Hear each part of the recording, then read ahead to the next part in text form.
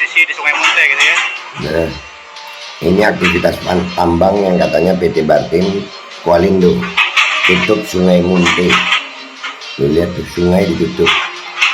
Kalau ngelihat dari posisi map, ya posisi map, Sungai Munte ini di Kalimantan Tengah tapi udah mepet sama Kalimantan Selatan.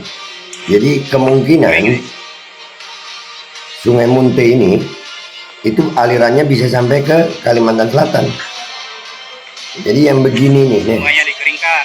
sungai dikeringkan, bukan lagi pendangkalan ini guys, sungai dikeringkan. Ini apa maksudnya?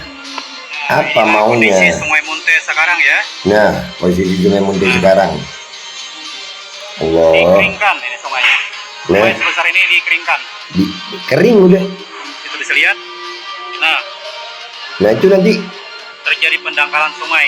ini bukan lagi pendangkalan, ini kering udah. Nah, Bagaimana kehidupan yang terjadi di situ, ekosistemnya gimana? Itu kerusakannya nanti kalau di daerah hilir gimana? Gila. ini ditutup nih. Gila. Sungai Muntenya ditutup.